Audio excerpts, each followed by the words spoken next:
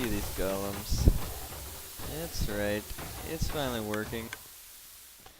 Now, I have to admit, it's been a real nightmare trying to build this thing underground. Um, really the only reason I wanted to build it underground is because Tango said it was possible. Um, but yeah, I mean, I've probably been working on this for 2 weeks now. I haven't really been playing as much Minecraft, so it's not like I've been here every day for 2 weeks trying to build it, but I just kind of want to go through a little run-through about the problems I had, so hopefully if anybody else is having problems, they can kind of see where I went wrong. I really want to give an extra thank you to Tango for answering a couple more of my questions during this build process. Also, a couple of other YouTube users responded to my questions with answers as well, so I want to say thank you to you guys. You know who you are out there. So let's just get on to the pain and misery here. Like I said, I've built this underground, so obviously the first painful thing about that is clearing the space.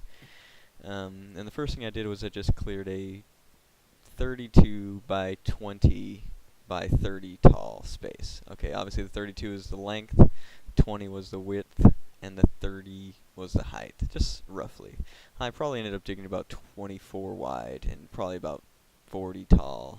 And, obviously the big wings on the edges that you can see down there kind of caused me to have to dig out farther.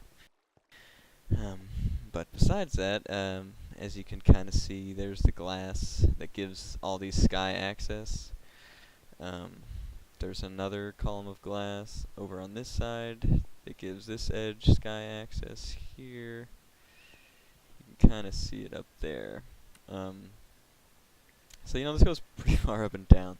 One thing I kind of did to help me a little bit was I found a big canyon intersection. There was like 3 canyons that ran into each other, and they're about 5 to 10 blocks wide, and they kind of intersected here, so it saved me a little bit of digging. And when I say a little, I mean very little. It was still pretty darn painful. So I want to go ahead and jump down here and go over to the other section and kind of show you, because after I dug out this whole section, I was pretty relieved.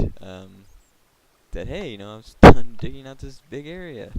At least I won't have to dig too much more, right? No, that's completely wrong. There's a ton more digging to be done. I'm gonna run over here and kind of show you what I mean. As you know, if you're trying to build one of these, the door section needs to be 64 blocks apart. And so, I came all the way over here, 64 down, dug out just as Tango instructed. And I thought, this area is much smaller, it won't be too painful to dig this out, right? Nope. It's pretty rough.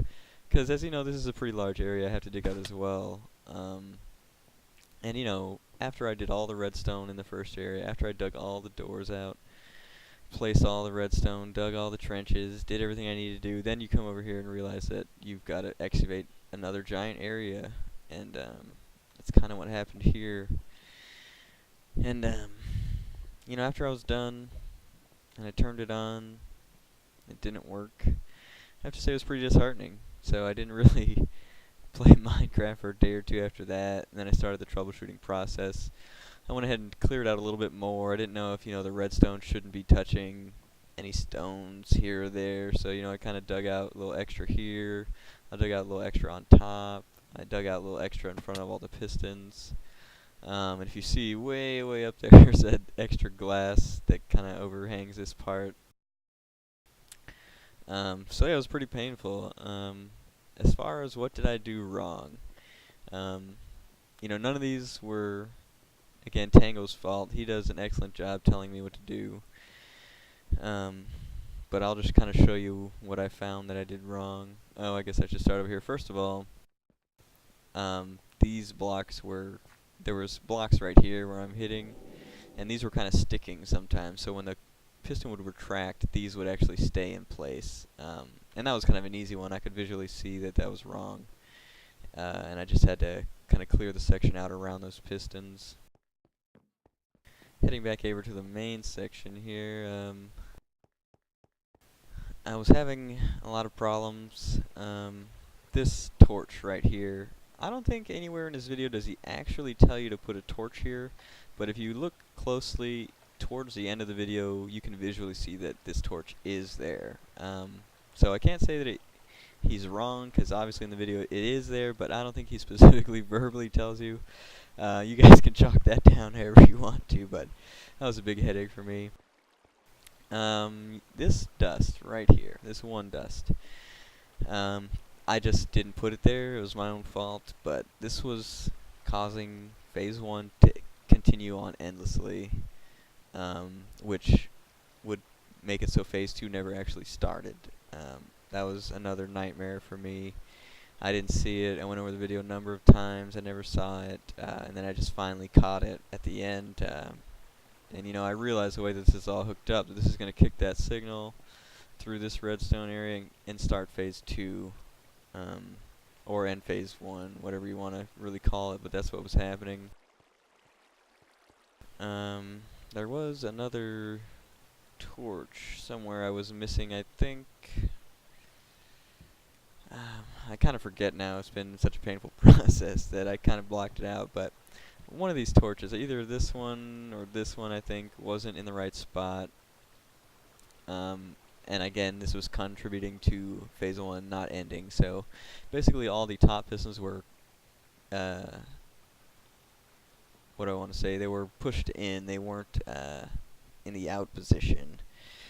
And all these bottom ones were just going in and out every however often this thing was going, and I just couldn't figure out why I wasn't stopping. So I probably did about 10 to 15 manual restarts of the machine, and you know, we don't have the villager mod anymore. I don't think it works in the newest patch. I didn't even try and do it because people said. Also, I'm on a multiplayer server, so we do no mod policy here. But you know, hey, after I figured this all out, I started her up, played some Battlefield 3 for a while. And then I heard that distinctive noise that we're hearing now, you know, the chunga chunga chunga chung. I hear golems being cooked, and I have to say it was quite a relief. I have a little bit of a modified elevator system thanks to See-Through 2K. You can get a link to his videos on my channel. He's a good buddy of mine, and he kind of did a little modified version of that. As you see, my silo system is not the light up one that Tango has. Just by this point in the machine, I was so sick and tired of building stuff that I just made a really crude silo system, but it does the same thing. It just doesn't show you exactly how full it is. But as you see, it works perfectly fine. Items are pouring in here just as they should be. As you can see there, it is working. So yeah, there you go. This is a completely underground iron trench machine made by Tango Tech. You know, if you have any questions, feel free to ask me about it. I would fully recommend not building this underground. I repeat, do not build this underground under any circumstance. It will drive you a little bit crazy. And there's really no need for it. Again, I just kind of did it to challenge myself, just to have quote-unquote fun. It's kind of a saying me and my buddy has, you know, if you're not suffering, you're not having fun. Well, I can tell you I had a whole lot of fun building this machine. That's it, guys. Thanks for watching.